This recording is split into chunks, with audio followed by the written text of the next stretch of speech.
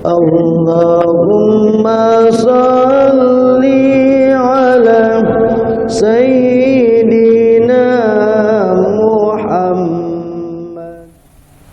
Bismillahirrahmanirrahim. Assalamualaikum warahmatullahi wabarakatuh. Innal hamdalillah nahmaduhu wa nusalli wa nusallim ala rasulihil karim, amma ba'du. Hadirin yang berbahagia, yang sama-sama mengharap ridha Allah, kita masih melanjutkan ta'lim di bab anjuran zuhud dan qanaah dalam kitab Fadilah Sedekah di hadis yang ke-15.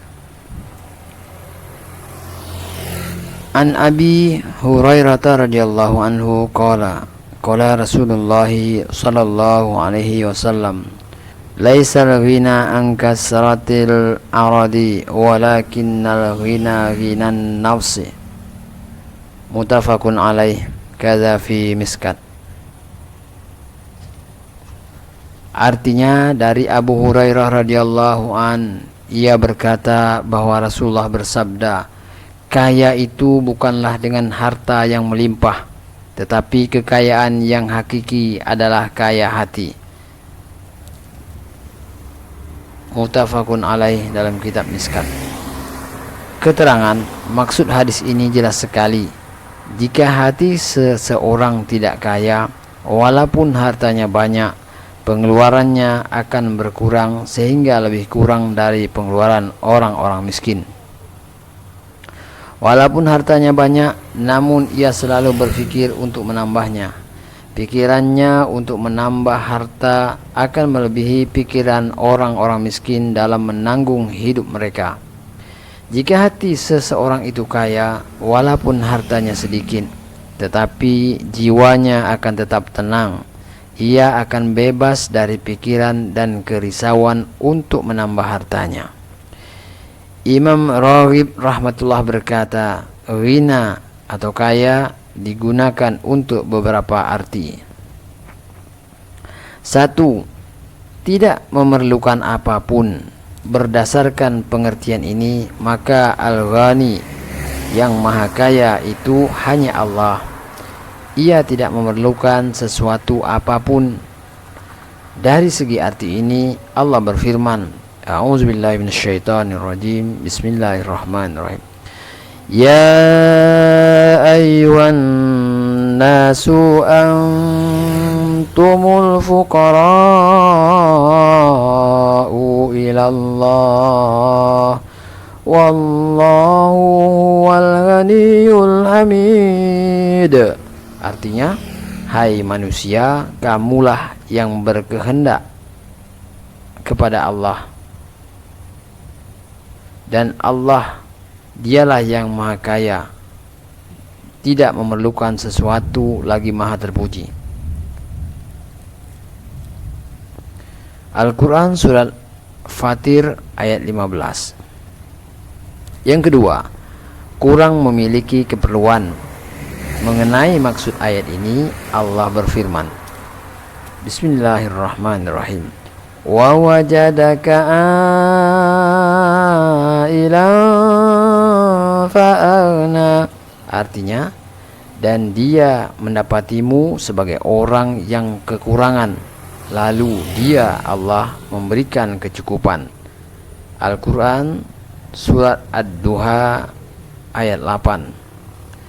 Terhadap pengertian inilah hadis di atas disabdakan oleh Nabi sallallahu alaihi wasallam bahwa kekayaan yang sebenarnya adalah kekayaan hati.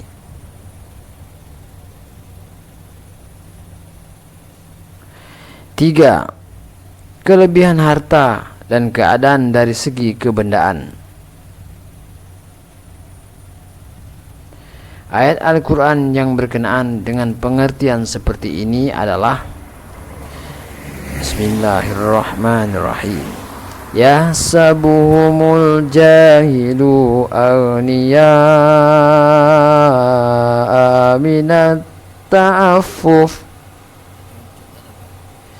ta'rifuhum bisimahum. Artinya, orang yang tidak tahu menyangka mereka adalah orang kaya karena memelihara diri dari meminta-minta. Kamu kenal mereka dengan melihat sifat-sifatnya. Al-Quran Surat Al-Baqarah ayat 273.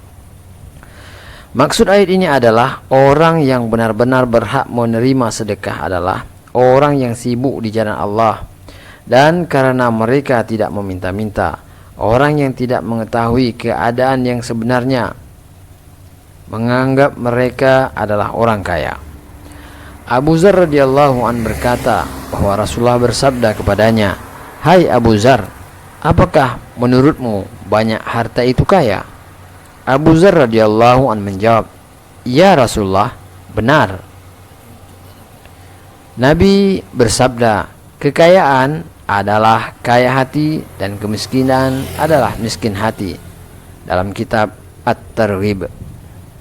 Demikianlah hakikat kekayaan adalah kekayaan hati. Orang yang bernasib baik dan beruntung saja yang dikaruniai Allah sifat ini. Inilah zuhud yang sebenarnya. Barang siapa yang dalam hatinya tidak ada sedikit pun kecintaan terhadap harta, maka dialah orang kaya yang sebenarnya, walaupun ia tidak memiliki harta apapun, dan dialah orang zuhud yang sebenarnya. Barang siapa yang di dalam hatinya terdapat kecintaan terhadap harta, maka ia adalah orang yang miskin walaupun ia memiliki kekayaan yang banyak, dan ia adalah seorang ahli dunia. Al-Faqih Abu Laid Samarqandi rahmatullah menulis untaian kata-kata hikmah dari seorang ahli hikmah, bahwa kita telah mencari 4 perkara dan dalam mencarinya ternyata kita telah salah faham. 1.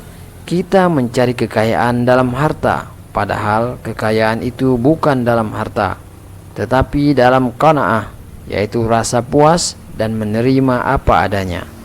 Namun kita selalu mencarinya dalam harta. Bagaimana mungkin kita akan mendapatkannya jika ternyata kekayaan itu tidak terdapat dalam harta? 2. Kita mencari ketenangan dan kesenangan dalam harta yang melimpah, padahal ketenangan itu terdapat dalam harta yang sedikit. 3. Mencari kemuliaan dari makhluk, yaitu berbuat sesuatu agar kita dihormati, padahal kemuliaan itu hanya ada dalam takwa, yaitu barang siapa yang lebih bertakwa maka ia akan lebih memahaminya. Yang keempat, kita mencari nikmat Allah dalam makan dan minum, yaitu dan menganggapnya sebagai nikmat Allah yang terbesar, padahal nikmat Allah yang terbesar adalah dalam Islam dan ampunan dosa, yaitu barang siapa yang telah menerima kedua nikmat tersebut, berarti ia telah menerima nikmat Allah yang terbesar.